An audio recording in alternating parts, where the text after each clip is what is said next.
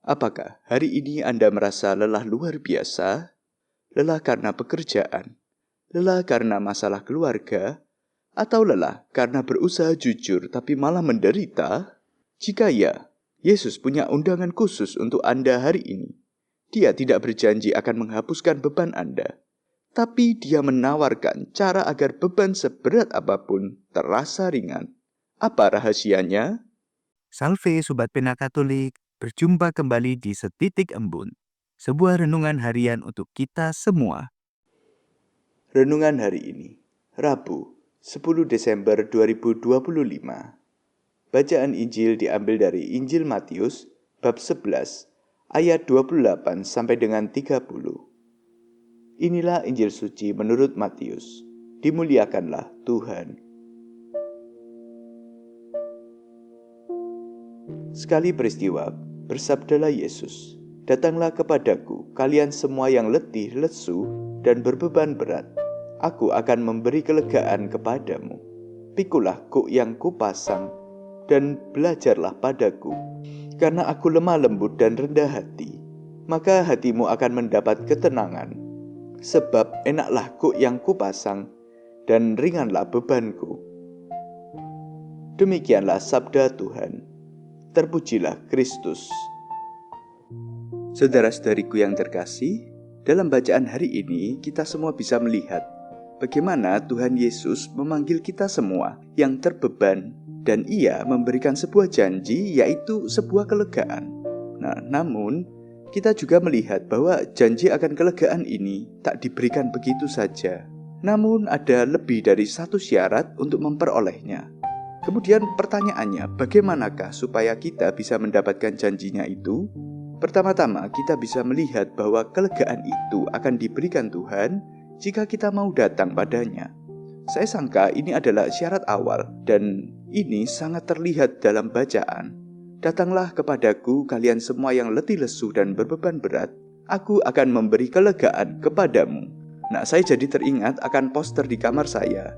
Tepat di atas meja kerja saya, ada poster Tuhan Yesus dengan tangan terbuka dan di bawahnya ada kutipan ayat ini.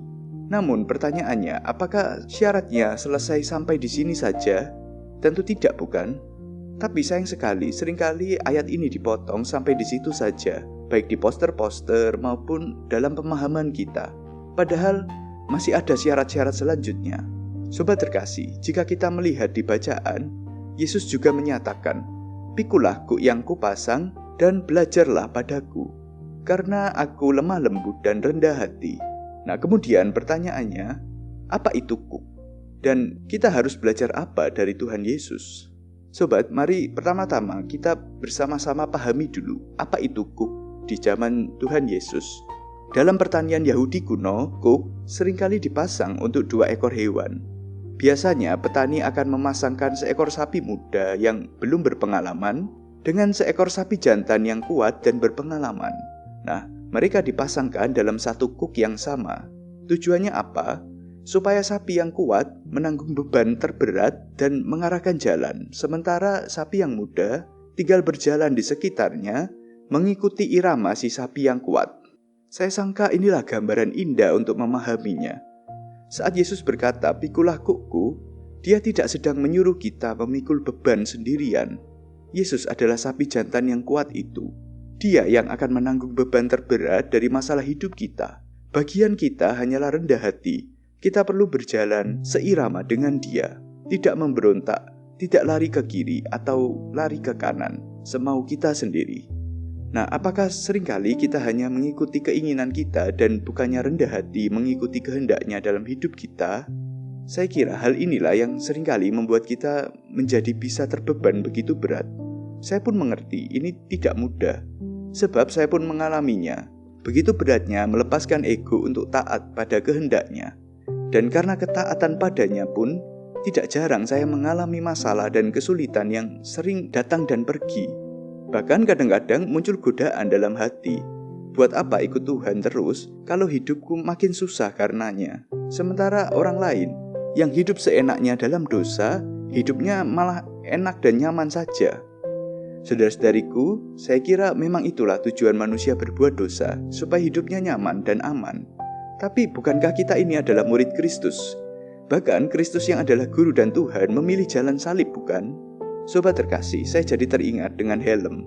Ketika kita memakai helm full face, bukankah itu menambah beratnya beban saat berkendara? Sudah begitu, kepala kita semakin gerah, bukan? Dan bukankah seringkali dengan memakai helm, pandangan kita jadi terbatasi? Namun, mengapa kita mau menggunakan helm itu? Bukankah karena kita tahu, sekalipun itu membebani, tidak nyaman, namun berguna bagi keselamatan saat berkendara, bukan? Nah, begitulah pula dalam hidup beriman kita. Ketaatan pada Tuhan, kejujuran, dan kesetiaan itu ibarat helm tadi. Memang rasanya berat dan tidak nyaman.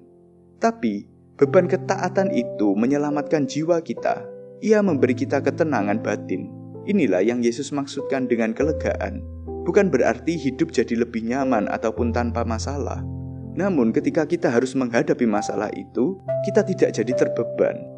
Saudara-saudariku yang terkasih, marilah kita jujur di hadapan Allah dan memeriksa batin kita. Apakah saat ini saya sedang merasa lelah luar biasa? Apakah itu karena saya sedang berusaha memikul beban hidup sendirian dan lupa mengundang Yesus memikul bersama saya? Apakah saya sering memberontak terhadap kuk dari Tuhan?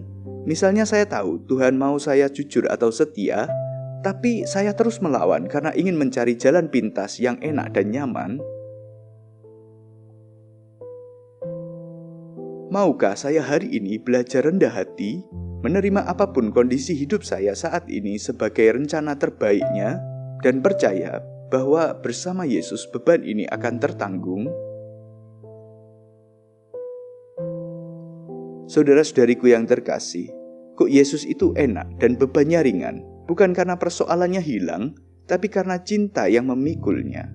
Mari datang kepadanya, pasanglah kuk itu, dan berjalanlah bersama Sang Guru. Marilah kita berdoa, dalam nama Bapa dan Putera dan Roh Kudus. Amin. Allah Bapa yang Maha Kasih, syukur kami haturkan padamu atas sabdamu yang mengingatkan kami untuk berani dengan rendah hati menyerahkan hidup kami pada rancangan-Mu dan rela hati menanggung segala salib akibat ketaatan kepadamu. Sebab kami percaya rancangan-Mu adalah yang terbaik dan Engkau berjalan memikul beban bersama dengan kami. Ya Bapa, ampunilah kami jika kami sering hidup seenaknya sendiri, menolak kehendak-Mu dan lebih mengutamakan kehendak kami sendiri. Oleh karenanya ya Bapa, kami mohon rahmat-Mu, tambahkanlah iman kami, agar kami berbuah dalam kerendahan hati dan kelemah lembutan, sehingga kami boleh mengalami kelepasan batin dan kelegaan, demi kemuliaan-Mu, dan demi Yesus Kristus, Tuhan dan Juru Selamat kami. Amin. Dalam nama Bapa dan Putera dan Roh Kudus. Amin.